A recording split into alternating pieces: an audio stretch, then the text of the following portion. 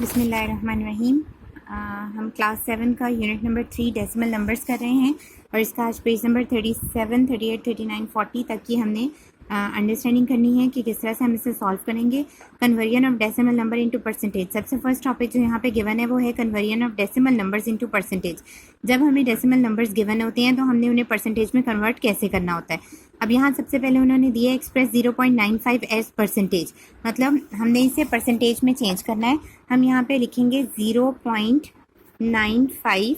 सबसे पहले हम यहाँ से डेसिमल को कट कर देंगे। डेसिमल को कट करने की जब हम इसे कट करेंगे तो नीचे हम लिखेंगे 1 और जितने भी डिजिट इसके बाद होंगे उतने ज़ीरोस पुट कर देंगे। तो ये हमारे पास चेंज हो जाएगा फ्रैक्शन में 95/100। ठीक है, 95/100। फिर हम इस पूरे नंबर को 95/100 को मल्टीप्लाई कर देंगे 100% से, और ये 100 इस 100 से कैंसिल होने के बाद हमारे पास परसेंटेज चेंज होके आ जाएगी 95%। इसी तरह सेकंड एग्जांपल हमारे पास यहाँ पे गिवन है एक्सप्रेस 3.75 एज अ परसेंटेज।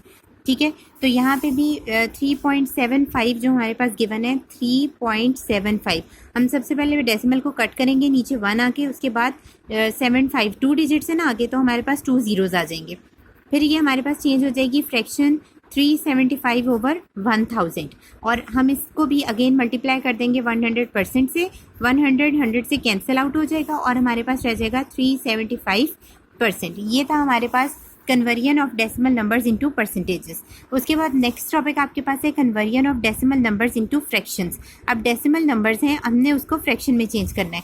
तो फिर वही सिंपल चीज़ जो अभी हमने की है, एग्जाम्पल यहाँ पे गिवन है 0.5 multiplied by 1.5 express your answer as a fraction. तो हम सबसे पहले यहाँ पे लिख लेते हैं 0.5 into 1.5।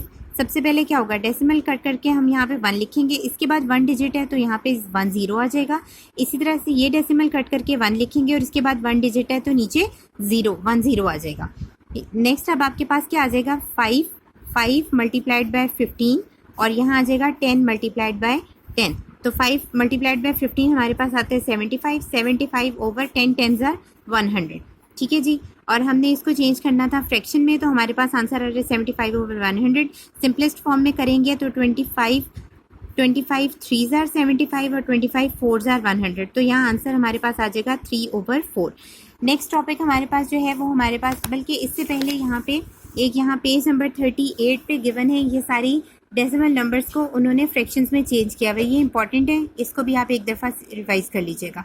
Terminating and non terminating decimals अब आपके पास आता है। टर्मिनेटिंग ऐसे नंबर्स होते हैं जो फिनिश हो जाते हैं। जब हम उनको डिवाइड करते हैं तो पॉइंट के बाद वो एक लिमिटेड फाइनाइट नंबर्स देते हैं, तो हम उनको कहते हैं टर्मिनेटिंग डेसिमल्स।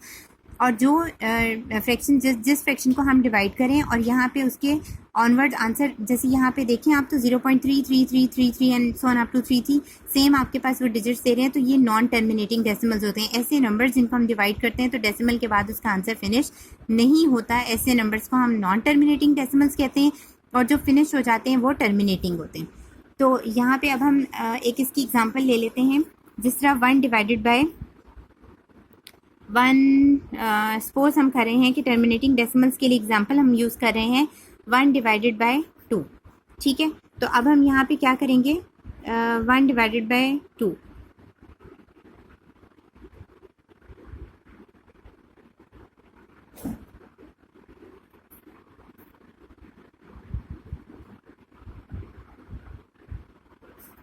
सॉरी मैं उल्टा लिख गई हूँ।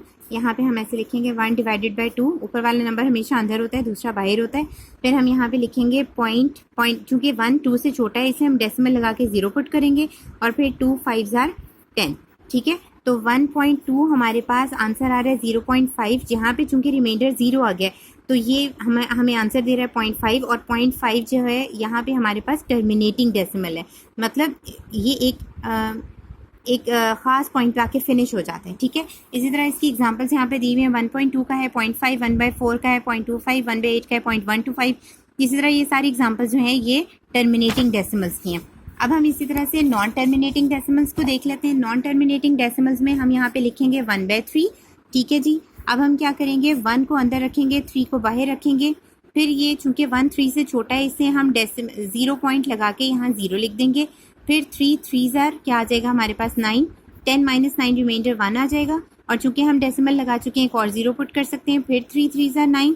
अब आप देखिए ये सेम पैटर्न एक दे रहा है और ये फिनिश नहीं हो रहा, ठीक है। हम जितना मर्जी करते जाएंगे तो ये हमारे पास आंसर सेम आता जाएगा। तो ऐसे नंबर्स जो फिनिश नहीं होते और वो सेम पैटर्न दे रहे होते हैं तो हम उनको कहते हैं नॉन टर्मिनेटिंग डेसिमल्स।